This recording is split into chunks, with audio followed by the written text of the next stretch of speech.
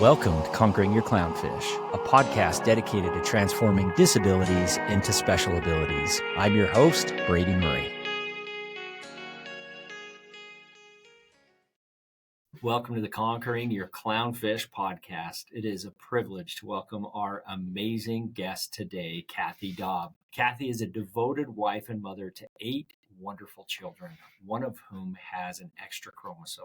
She is also a co-founder of Team Iron Will, a nonprofit organization dedicated to supporting, encouraging, and advocating for individuals with Down syndrome as they discover their God-given potential. Cathy, welcome to the show. Thank you for having me. I am really excited to be able to visit with you. Cathy and I have been friends now for quite some time, just through social media, and have been involved with different advocating things for individuals with Down syndrome and some children in need of a family that have Down syndrome, and lots of other stuff that we've done with Caring Tide and Rod's Heroes. And so this is super fun to be able to have a very near and dear friend on the show. Well, thank you. Yeah, I'm really excited to dive in.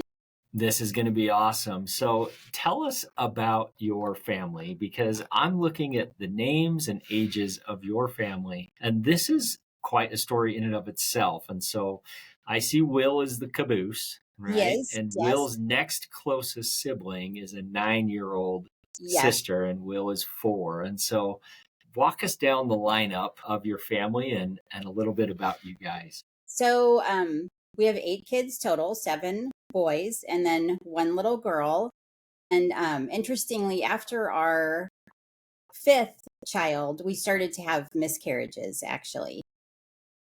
And then so we consider the last 3 are all rainbow babies, and really miracles, each one of them in their own right, because we started having miscarriages. Then we had our now 15-year-old.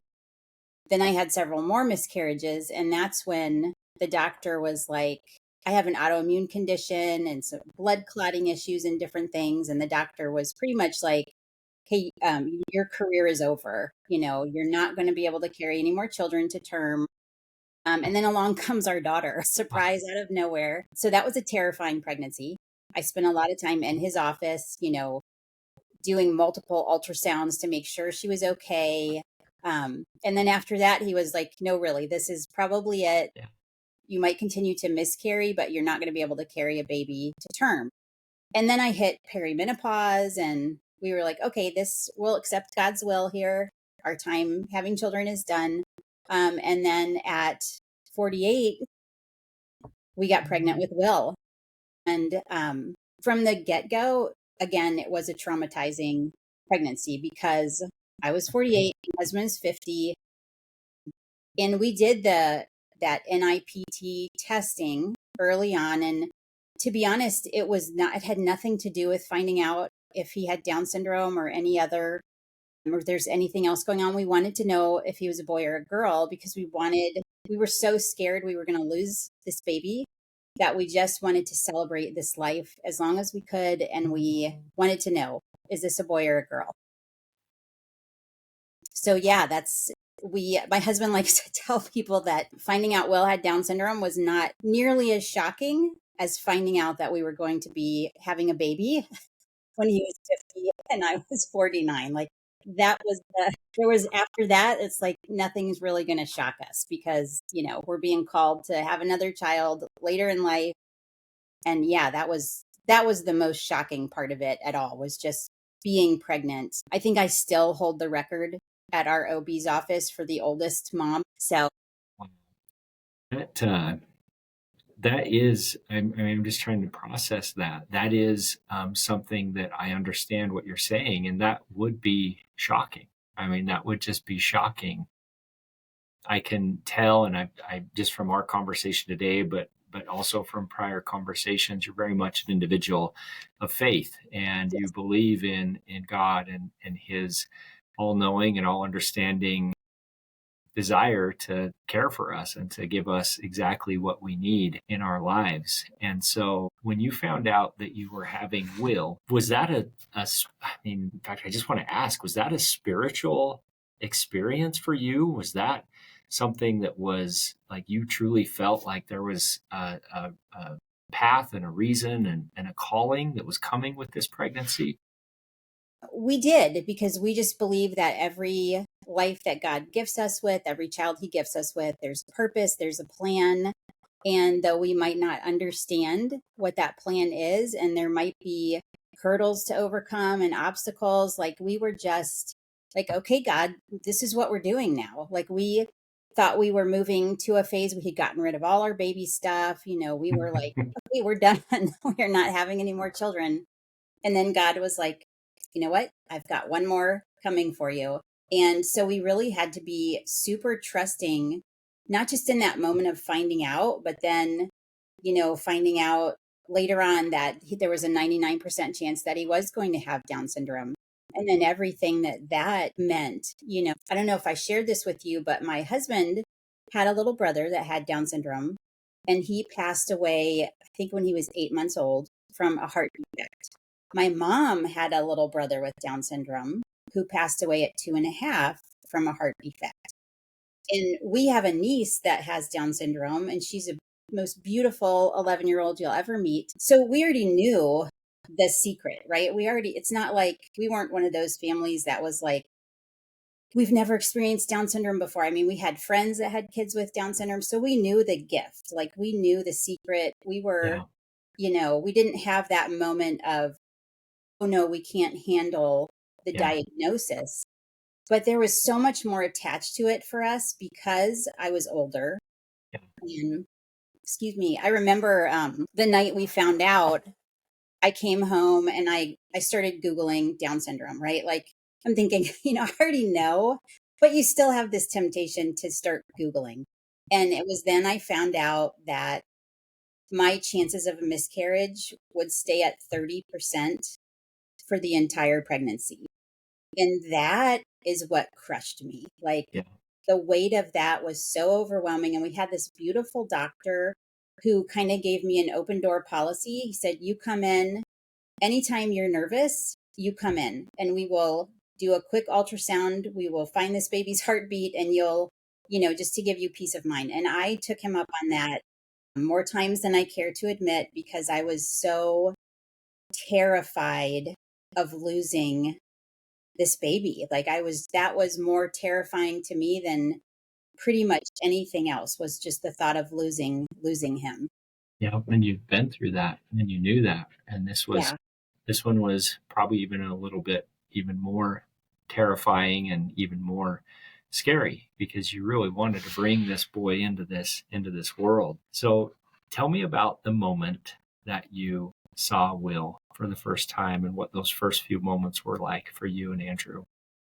So I'm going to back up just a second because March 17th of 2020, we were about 6 months pregnant, and I woke up in excruciating pain. And it did not feel like labor. I knew it was different. I had no idea what was happening, but I got rushed to the hospital. My husband rushed me to the hospital. And after 24 hours of them running tests, they decided I needed abdominal surgery because my intestines they thought had tied themselves into a knot, basically, is what they thought had happened. And our OB, beautiful, holy man, showed up at the hospital. He didn't have full rights there, but he showed up and he stayed with us the whole time. And when I went into that operating room, or before we went in, he wanted to know the baby's name because we had decided we're Catholic and we had decided we wanted him baptized because they gave us all the statistics, what I might not make it. He might not make it. And we had decided Goodness. if he needed to be born early, we wanted him to have a name. And so it's in this like moment of crisis that we have to decide, okay, what do we want to name this baby? And we knew we wanted it to be something strong. We knew we wanted it to be something that would be easy for him to say, all the things. So we just picked Will randomly. Like, this is it. This is his name. This is Will. And at the last minute, their plan was to do full abdominal surgery, remove the baby, do surgery, and then put the baby back. So it was Oh my very risky. goodness. And before they put me to sleep. The OB that was with me was holding my hand, praying with me. He said, listen, I'm your insurance policy. I am Will's insurance policy. Nothing's going to happen to either one of you. And I woke up.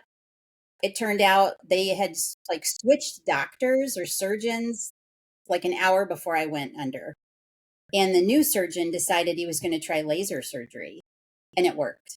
So they didn't have to do the full surgery. They just did laser surgery. Will was fine, but the doctor sat there with his bowl of water. He's like, I'm baptizing this baby if he's born early. I woke up. Will was fine. I was fine.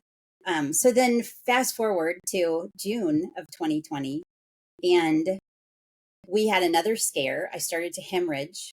They took me to the hospital again, and this time I was in labor. And as Will was being born, the cord was wrapped around his neck 3 times. Every time I had a contraction, his heart rate would plummet. And it was the first time in all of my experiences giving birth that the doctor was off in the corner whispering with the nurses. So I knew, as a mother of already 7 kids, I knew. I was like, there's something wrong. So he just said, hey, look, this baby, he has to be born right now. Like, this has to go fast. And he was born. He was fine. He was healthy. And so those first moments when I held him, I mean, I just sobbed because, you're holding this. I mean, he was perfect.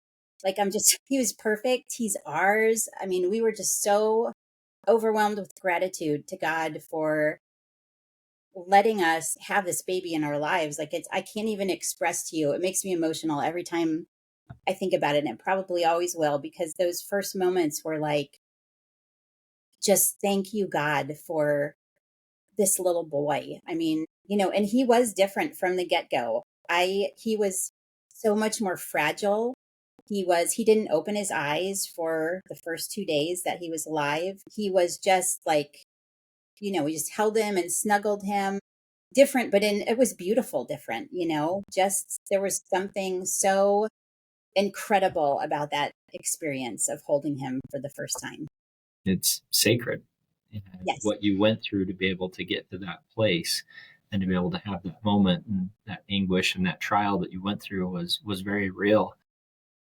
I remember Andrea, my wife, saying as well throughout the entire pregnancy with Nash that something's different. It was a different pregnancy. It wasn't different, good or bad, and we didn't know what it was. We received diagnosis after birth, and but it was just something different for her. And it really is. I like what you had said as you knew about the special side, you knew about the very sacred and the unique thing and the amazing thing that is Down syndrome. You had experienced that with your family before with your niece and some of your exposure to that. But to be able to experience that with your own son is nothing short of miraculous and sacred. Yes. How did his siblings respond? So they were all amazing. I mean, I remember telling them. So when we found out that Will might have Down syndrome, we also found out that he was a boy, and it was around Christmas time. And I had this big elaborate thing planned. I was going to put balloons in a box and do like a gender reveal for them. So they were all in the car when I found out. I had gotten out of the car. I knew by the doctor's voice that he was going to tell me something other than we were just having a boy or a girl. So I hopped out of the car. He told me, congratulations, you're having a boy. And he does have a 99% chance of having Down syndrome. So when I got in the car, I had decided I still wanted to do this reveal. So all the kids are asking me, is it a boy or a girl? Like, we know, I refuse to tell them. And because I also, in the moment, even though knowing what I know about Down syndrome and what a gift it was still overwhelming. It was still a shock. And I did not want my fear and my emotions in that moment to dictate anything about this little boy's life. So I didn't want the first thing they saw was to see me cry or be overwhelmed. So I just was like, nope, we're going to wait. We're going to wait. So the next day we did the whole gender reveal. You're having a brother. Everybody's thrilled. And then we waited about a week. And then they were all at the dinner table, and we just told him, he has a 99% chance of having Down syndrome. Well, a couple of the older ones were like, we knew, we just sensed there was something different. And one of them even said, how lucky he was. Like, he's lucky that he has Down syndrome because he will be closer to God than any of the rest of us could possibly be on this earth. So that, like, they were just very profound about it, very excited. And they've continued to be that way. They're his biggest cheerleaders. His biggest champions. And yeah, it's just been a beautiful, beautiful experience from the get-go with them. I think that's a testament and just a compliment to you and Andrew and the amazing parents that you are in raising children that are individuals who are grounded and probably well beyond their years in maturity and just have a deep understanding of faith and things of a sacred nature. And so I would say that response and that intuition of your children is very reflective of you as parents. Thank you. Yeah. And they love baseball. So how do you Yes, and they love that? baseball. So when Will was born, I mean, you didn't just rest on your laurels. You have been very busy and you have been very involved and very engaged within the Down syndrome community. Can you share with us about this experience over the last few years in the work that you are doing? Yeah. So interestingly enough, before Will was born, we didn't have social media.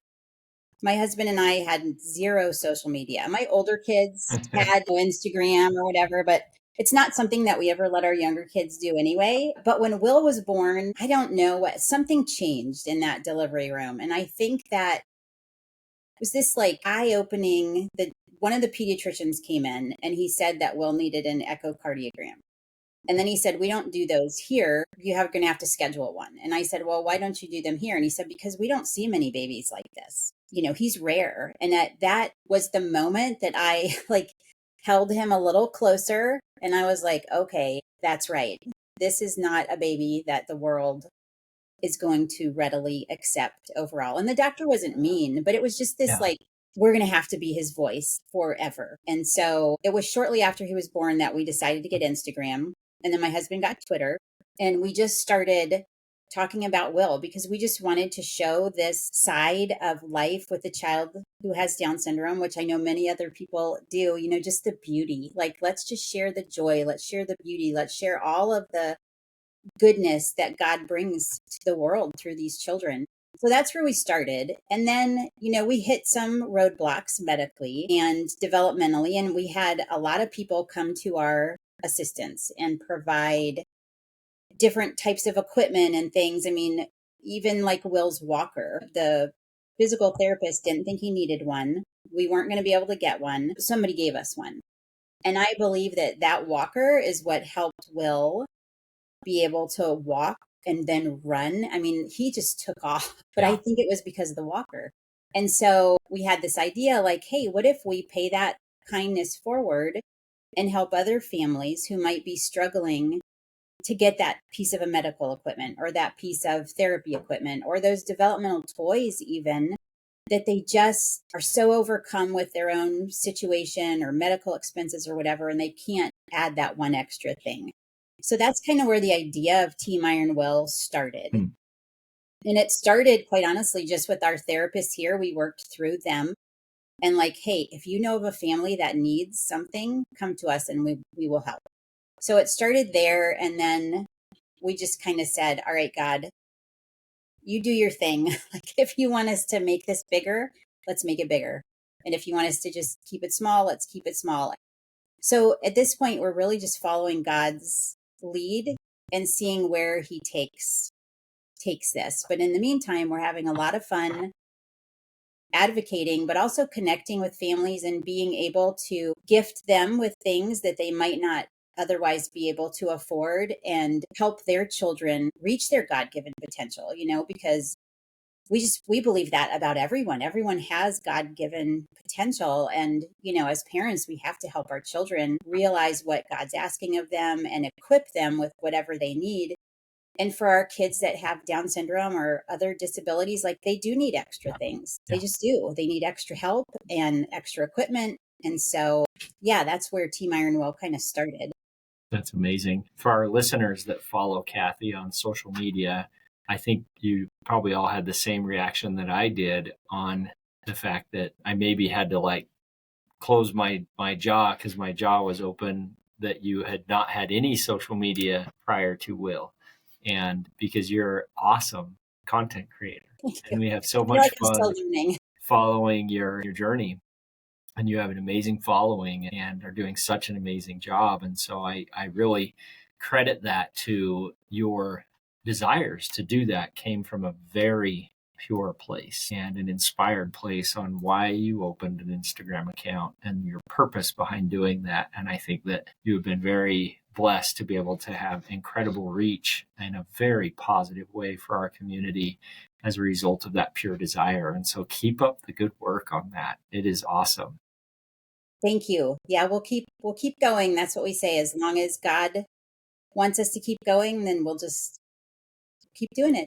Yes, very much so. Something that I would say is a superpower for you and our dear friend Misty Snyder is you two are master connectors, and you are amazing and master community builders. And so within the Down syndrome community, as I'm a dad who has two boys who have Down syndrome, I look to you two as a source of inspiration and as leaders. I look to you two as individuals who are charging up the mountain on behalf of our community. And in doing so, you're rallying nations. I mean, this is not something that is just within our country, but you are rallying nations and families throughout the world to be able to forge up that path right beside you. And so I just really commend you for that inspiration that you guys are doing there. It's quite fun to be a part of. Well, thank you. I don't feel that way all the time. I feel like I'm just being kind of pushed up the mountain, maybe, or I don't know. I certainly cannot take all the credit, but I do appreciate the compliment. Yeah. So, I mean, all of this happened during COVID.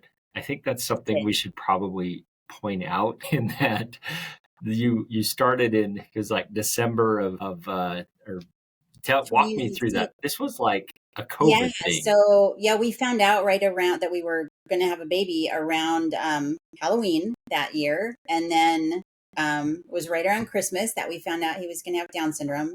And then fast forward to March of 2020. I mean, it was March 17th. And I don't know if you remember, but the world was literally in the process of shutting down. Yes. And I remember, I was in the hospital for well over a week, and it was the most lonely I bet. experience I've ever had because the nurses wouldn't come in. I mean, they basically only came in to like shove you some food, or everybody covered in their full garb. I mean, it was awful. It was really an awful experience, but it was also, then it's funny how God works, because I remember texting some friends of mine and saying, I can't do this. I can't. I just want to go home. I want to be with my family. I can't be here anymore. One of my friends said, tell me three things you're thankful for in this moment. And there was this gratitude list that was born between myself and three friends of mine. And it's still going today. Like, this is something we do every day, and we challenge each other. And I like to tell people, like, it has gotten us through some of the hardest moments in this journey too, whether we're in the hospital, medical diagnosis, to know that at the end of the day, I have to come up with three things that I am authentically thankful for. Like, sometimes that can be difficult, but it's helped keep my perspective, I think, focused in the right place for the majority of the time. Like, okay, yeah, this thing may be happening or that thing may be happening. Because, with a big family, it's not just about Will. I mean, there could be something going on with any one of my kids at any time. So to be able to keep that focus has been great. But yes, 2020 was delivering a baby in 2020 was in and of itself like just a feat. Yes, most definitely. That idea around a gratitude list and identifying three things that you are, keyword here, authentically grateful for on a daily basis is such a profound practice and can have such an impact to truly evolve and change lives, change our perspective, because it is easy. We are all humans. It is very easy to be able to turn inwardly, and when times get tough, be able to look inwardly and fall into a woe is me pity party. And the best way to be able to pull ourselves out of that, because we all fall into this trap, the best way is do exactly what you just referenced. And that is, think of 3 things that you are authentically grateful for. And the other thing that I've learned from my amazing wife is to, when you're in that dark place, to look outward and start to serve and look for a way that you can serve somebody and take your focus off of those challenges that you have, and try and be of service to somebody else. And that is a great way to be able to get through some of those challenges. Yeah, she sounds like an amazing woman.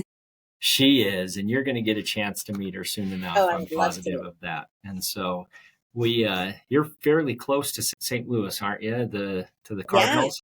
we're Yeah. very close. Yes. So we're working hard to get Coop out there. There's actually a number of families in that area that have expressed a desire Okay. to come and watch him pitch. And so as soon Well, as we we would get have in for dates on sure. that, we want your whole family to come out and see Coop pitch.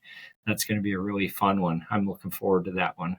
Yeah, we would love that. I would be shocked if they weren't interested, just with the Albert Yeah. Pujols Foundation, and Yep. Down Syndrome Association out here is so big and so Yep. involved in, baseball. Yep. Yeah, Yeah, we're that'd be excited awesome. about that. We're really we're working with the Rangers right now to see if we can't get him to pitch in Texas during NDSC this year. And so that's one that we're really hoping for, that we're cautiously optimistic that's going to come together in July. But we've got a few other ones. Brewers, White Sox, and Reds are all locked down for this year. So that'll be fun. We'll definitely make That's something awesome. happen It's for you. been fun to watch Cooper because he and Will have that baseball Yes. connection. I mean, that's how Will learned to walk with a baseball bat in his hand. Did he? I mean, it was his PT's idea, because he would stand at the tee and just hit the ball. And she was like, wait a minute, let's move that tee a couple steps away And he's and going to hand walk. him the bat. So he was holding on to something, and he did. He took his first little steps towards that tee. And yeah, it's just something that he's always loved. Yeah. Will's going to be a superstar someday. Keep an eye on this kid. Yeah. If you can buy Will stock, buy it now. Oh, Cathy, this has been a great episode. Thank you for sharing your story. Thank you for being so vulnerable. And I especially thank you for the service that you're rendering on behalf of our community. We are very thankful for you and your example, and for your family, and especially thankful for Will and the good that he is doing in the world with his influence. So thank you for being a guest on the show today. Thank you for having me. Thanks for listening to this episode of Conquering Your Clownfish. If you liked what we discussed on the podcast today and want to continue the conversation, please visit us at conqueringyourclownfish.com. And please don't forget to subscribe.